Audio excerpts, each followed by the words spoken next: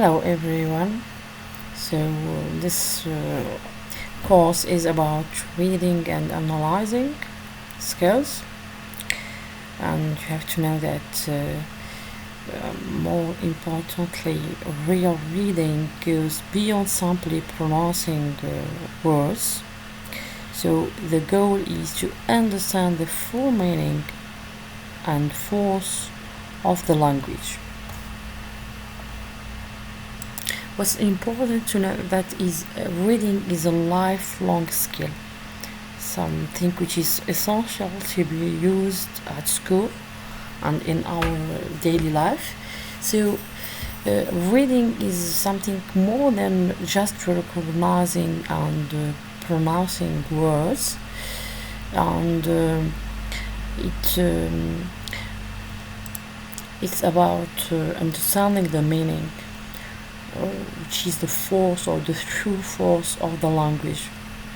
For example, a biologist must grasp the precise mechanism described in a research article, like DNA replication, and not just pronouncing the technical terms correctly.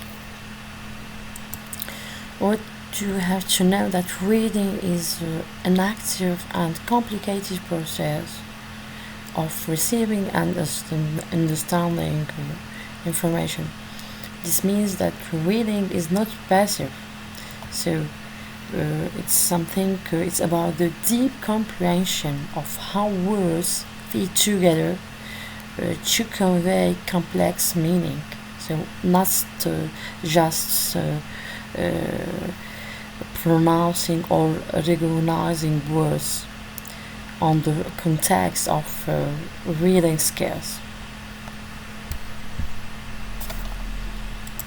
Reading involves a complex interplay of cognitive process, requiring decoding symbols, understanding, interpreting, and making connections.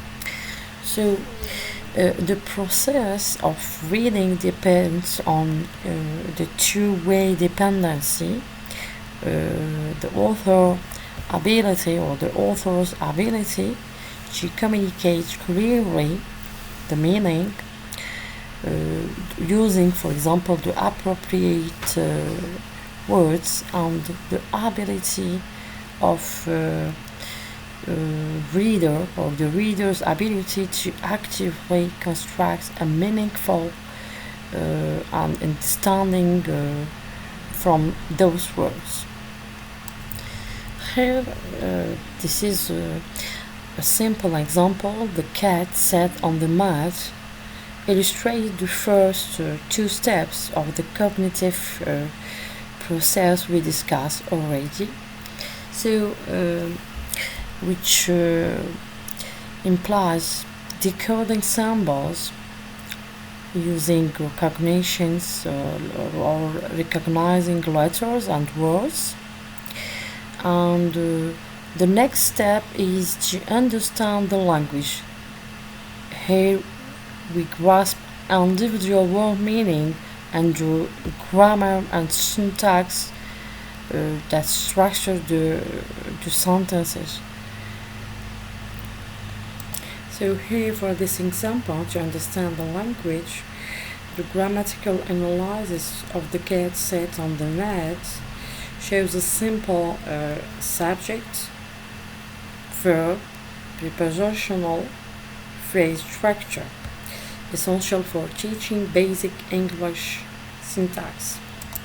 So using the same example of the cat, here we have what we call the true analysis. Starts with what we call the inferring meaning, where we use what we call the meaning or the context and the background knowledge to deduce what the text implies.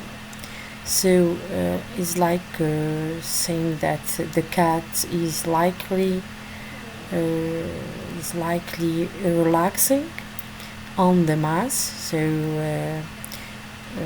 which is the sofa. So what we do after is that we try to make connections, linking the simple sentence to the personal experience or the prior knowledge, which may solidify our understanding and memory of the text. So this second example is focusing on another process, a biological process, photosynthesis, so which is used used by plants. So what we can say here that that there are some complex technical texts used or technical words use, so in the scientific context, of course. So the first step is to what we call to try to decode the symbols, so using oxygen, water, or carbon dioxide. So in this case, the coding symbol is not just recognizing this word, but also the chemical symbols and the chemical equations, of course. So in reading, so we have also to understand the language in the technical text, which requires grasping both the meaning of individual words and the conceptual relationship that define the entire process, like photosynthesis which is a process. So, as we have already said, reading is a lifelong skill, focusing on understanding the full meaning and the force of the language. So, inferring meaning is the highest level of analysis, where the reader, for example, uses the text to draw logical conclusions not explicitly stated, such as why plants are essential for life because they produce oxygen. So inferring meaning is when the reader connects the process of this process of releasing oxygen to the larger idea that plants are essentials or are essential for life on Earth. So drawing an important conclusion not directly stated in the text. So making connection on reading is where you link, for example, the information from this process, for example, to larger, so in real world concepts like energy transformations and the global food chain. Of course, you have to know that the process of reading depends on both the authors and the reader. Of course, it's a two-way relationship. So the author must communicate clearly, and the reader must actively construct meaning from the text. For example, if an author writes, the patient's vitals crash, so you have or he has to understand the words and feel the critical emergency because there is some problem, for example, heartbeat or something related to blood pressure problems. Also, reading is an active thinking process where the reader must engage their brain to fully grasp the meaning, so which only works if the author uses clear and structured language. So otherwise, the author fails to communicate, and the reader cannot fully analyze the meaning. During reading and analyzing, as a reader, you must actively engage your brain. You have to engage your brain and use your background knowledge to construct the full meaning. To construct the full meaning, for example, when reading a story, you infer a character is nervous by their shaky voice, for example. So the author never said they were nervous. So in the scientific context, also in scientific reading, for example, the reader must actively use prior knowledge to infer a paper's conclusions. For example, if a study mentions that the p-value is under 0.05, so the reader infers that the finding is statistically significant, even if the author doesn't explicitly state it. So these are the key aspects of reading. So learning, intentional, active process, task that requires focus and concentration, contextual, a two-way communication between an author and the reader, a two-way communication using written language or symbols, a medium or a way to share information, understanding and interpreting, thinking and reflecting, and making connections to previous experiences and learnings. So we will try to explain each point or each key aspect of reading. So reading is the fundamental tool. So is a fundamental tool we use to acquire all the new knowledge. That's why we say that it's a learning aspects to our life. For example, when reading a clinical text on infertility in a pathology context, so the reader must connect his or her background about the genetic descriptions or description of a hormonal imbalance, so to the functional blockage in the reproductive process. So here we can use what we call the inferent pathological effects. So reading is also intentional. So to make it simple, reading, you have to know that reading is always goal directed.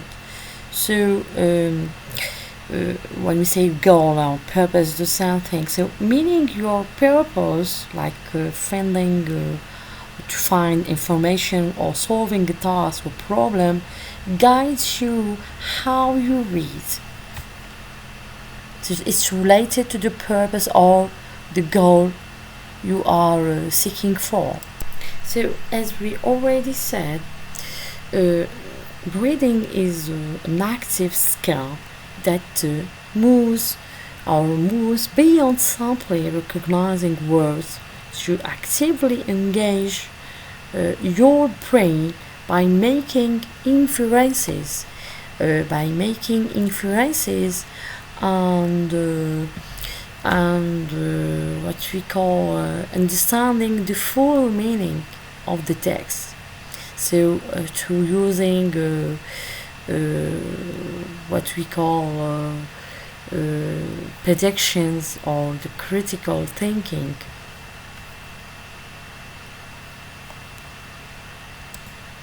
So as we have already said, reading is not something which is passive. So it is an active skill that moves beyond simply recognizing words to actively engage your brain by making what we call inferences,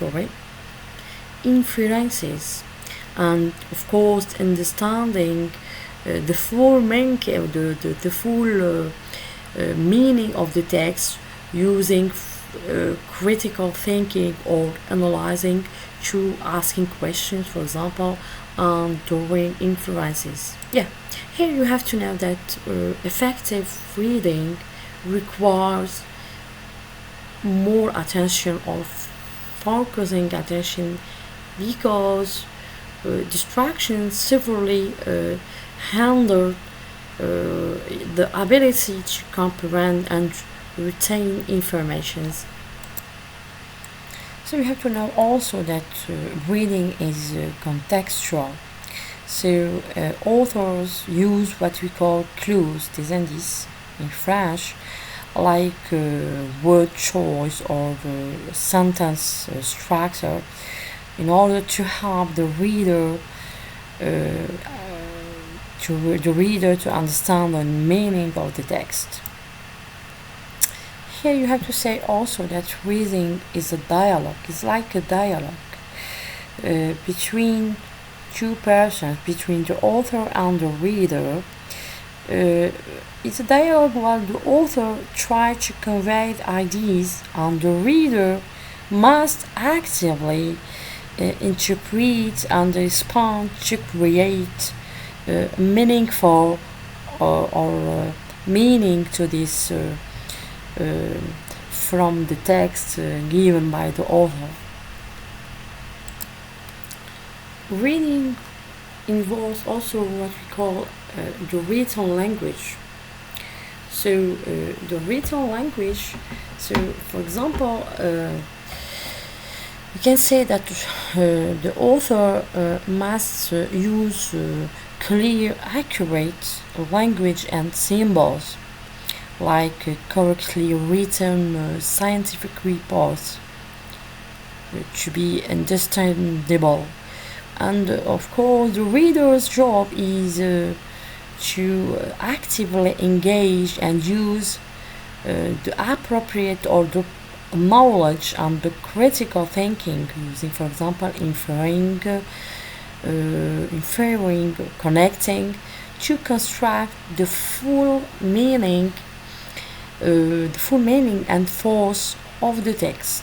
For example, if the text correctly states a pathology is caused by a hormonal imbalance, the reader must actively connect that written language to the functional failure in the reproductive system to truly understand and grasp the diagnosis. What we can say about reading is the ultimate or the powerful tool for sharing informations, ideas, and stories. So, for sharing complex informations and ideas from one person to another, regardless of when or where they lived. Yeah, of course, reading involves also decoding the text and constructing the meaning from the words or and sentences. For example, when we say the patient's vitals crashed, so this requires understanding the literal meaning. The reader, in this case, must actively interpret must interpret this language by connecting it to their knowledge of emergency protocols and simultaneously recognize that the author choose those powerful words to convey immediate urgency. In short, what we can say that reading is an active skill. It's an active process where you must think critically and connect ideas to create the full intended meaning from the text. As already said, effective reading is a shared responsibility where the author must communicate clearly and the reader must actively construct the meaning using critical thinking and background knowledge. For example, when we say that the patient's vitamin D levels drop to 5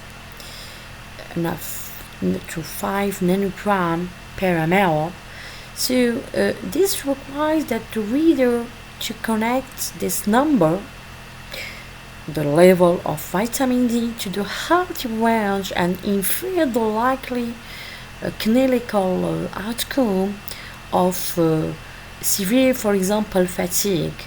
This to create a meaning and retain information. This is what we call the aspect or the key aspects of reading. Now we move to the types of reading. So, as students, you have to know that for reading information, there are various reading types depending on the speed and the kind of reading. So we have mainly four types of reading: skimming, scanning, extensive, and intensive reading. So this means that reading is a flexible process and you must choose the appropriate reading strategy based on your purpose and how quickly you need the information and to achieve your goal, for example. So these four types of reading are used by selecting the strategy, the speed and detail that matches your specific goal for the text. Briefly, skimming is quickly reading the titles, heading, subheading, the first sentences to get the general overview or the general idea of the text. Scanning is reading a text quickly by looking only for specific facts, figures, or keywords to locate, for example, a particular detail or facts. For extensive reading, which involves reading longer texts frequently, for example, for pleasure, to improve language skills, the vocabulary, and fluency. Like, for example, reading a novel or a magazine to learn about something or a hobby.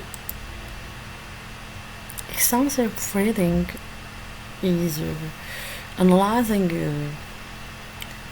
is when you are reading longer texts for the pleasures, for example, or general knowledge. So to improve language skills, vocabulary, and fluency. It's like reading for pleasure a novel or a magazine. So, intensive reading is reading in detail. So, is analyzing slowly and carefully to evaluate and to evaluate details and understand the full what we call the full applications uh, as with a research paper. So when you're reading a research paper, to understand a complex scientific concept, you have to use this type of reading, which is intensive reading. Sorry. So for general reading and research, you should or you must read slowly. Reading slowly, you have to define the ambiguous words, read sentences or the complex sentences.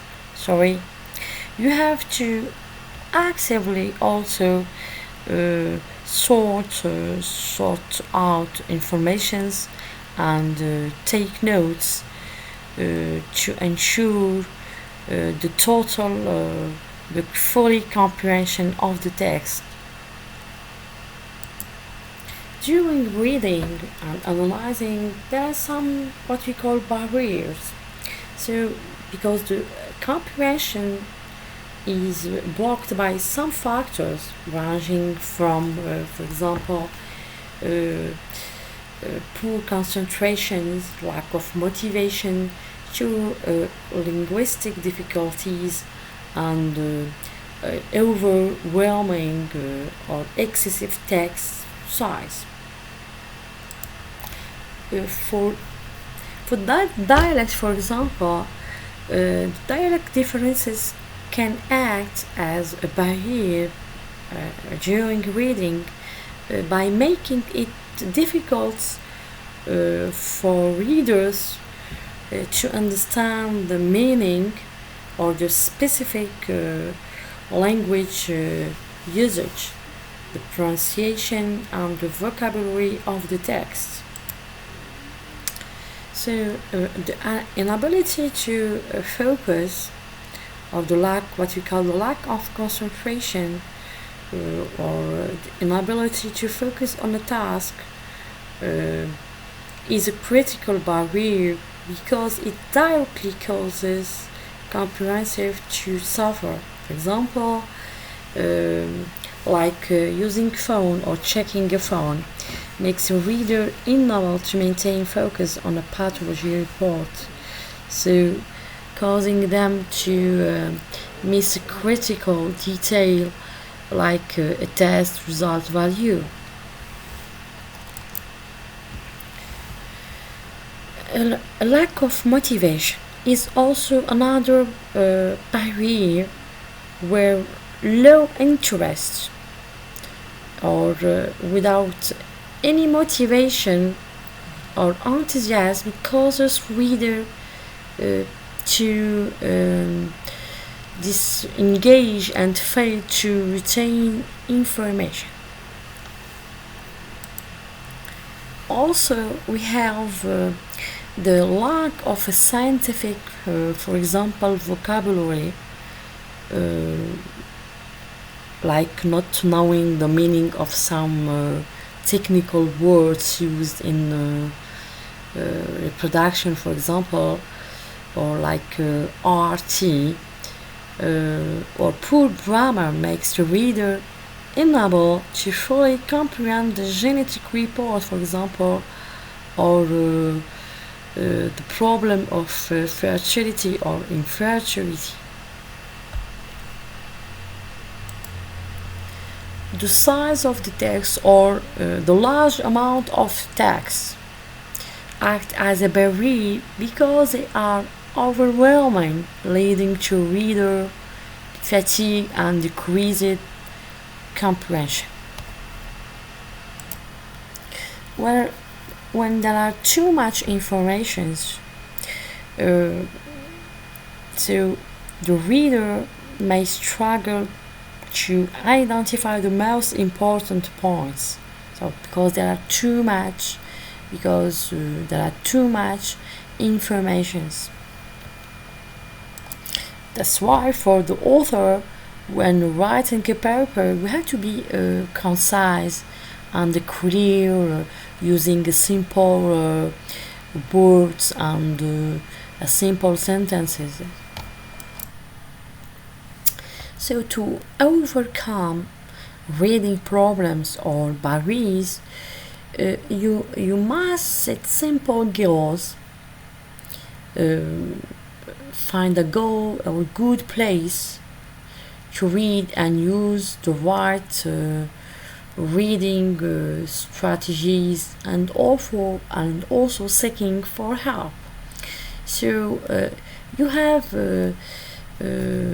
for example, instead of what we call instead of aiming to read the full paper of 50-page chapter in one sitting, you have to set what we call realistic goal of reading just 10 pages with high comprehension.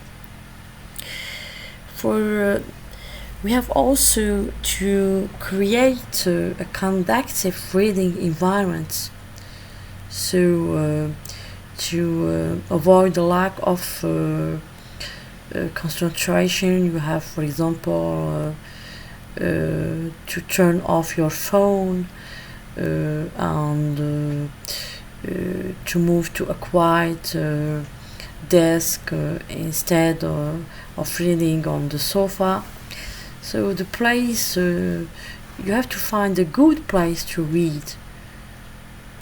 So we have also to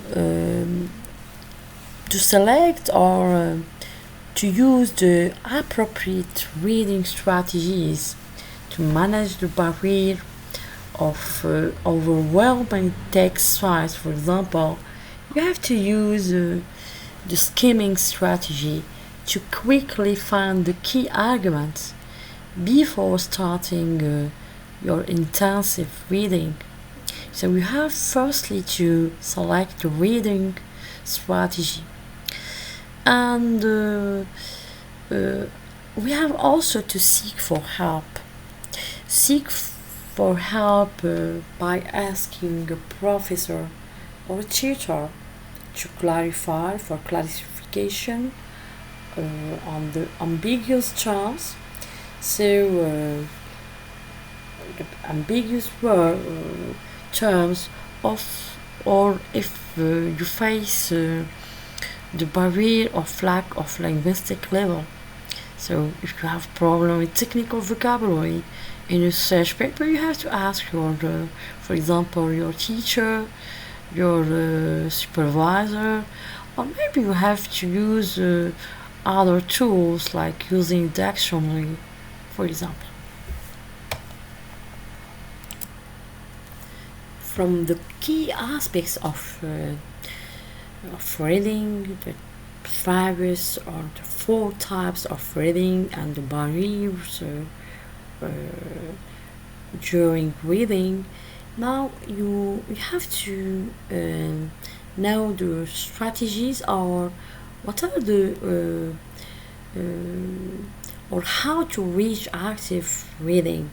So what are the methods used to reach active reading? So the ISQ3R method is the best one for active and effective reading achievement. So it includes the following steps. So the S survey, Q question, and the 3R, read, recite, and review. To ensure deep engagement and retentions. This method is a popular technique to improve reading comprehension and retain information. So the survey step involves quickly looking over the entire text before starting reading in detail.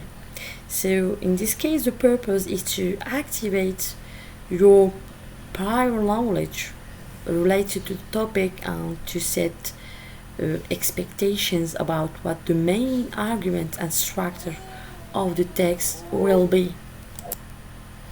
Giving an example here, so when approaching a new text book chapter, so you would survey by looking at the titles, the heading, subheading, les titres, le titre, les sous-titres, figure captions, and summary question at the end. So this gives you a quick mental map of the chapter's content. So the purpose of the question step in the SQ3R method is to focus your reading and seek answers. So to give the detailed explanations. So for example, by turning heading into questions, example, changing lack of concentration to why to reduce lack concentrations, you give your mind a specific task to accomplish during the subsequent reading step, which significantly improves focus and retention. So the purpose of the read step is to actively engage and absorb information. This is the stage where you execute the plan set by the survey, the previous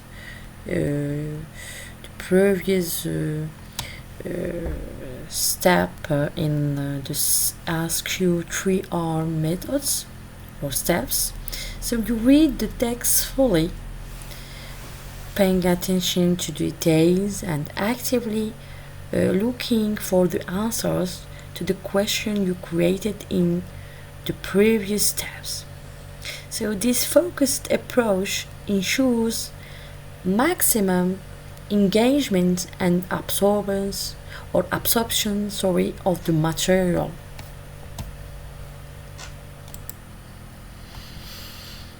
So the purpose of the recite is to solidify understanding and check knowledge gaps. So in this step, you look away from the text and verbally summarize or recite the main points using your own words, which is very important. So this process forces your brain to retrieve and process the information, which is the best way to solidify your learning and identify any areas where your understanding is weak. So to identify any gaps in your knowledge, the weaknesses I mean. For the final step used in this method which is review. The purpose is to reinforce learning and retain information. So this final step is to systematically go back over the text, over the questions and the recited notes or the summarizing shortly after finishing the chapter. So this repetition will reinforces the learning in your memory, which ensure retaining information over time rather than quickly forget. This is the aim of review. When using this strategy or this 5 or the SQ3R method. So to sum, effective reading is a lifelong. So it's something which is essential, intentional, two-way communications involving both author and the reader. So it requires that the reader actively decode symbols, think critically, and ideas to construct the meaning. Successful during or for effective reading depends on choosing the right strategy, like the SQ3R or the intensive reading, and actively overcoming barriers like distraction caused by your phone, for example, and the lack of linguistic knowledge. So you have to learning to real word or to read well. You have to use the appropriate tool or the appropriate method and stay focusing or focused is the key skill you need to build your entire professional career. You have to focus on these methods and stay focusing for your best career.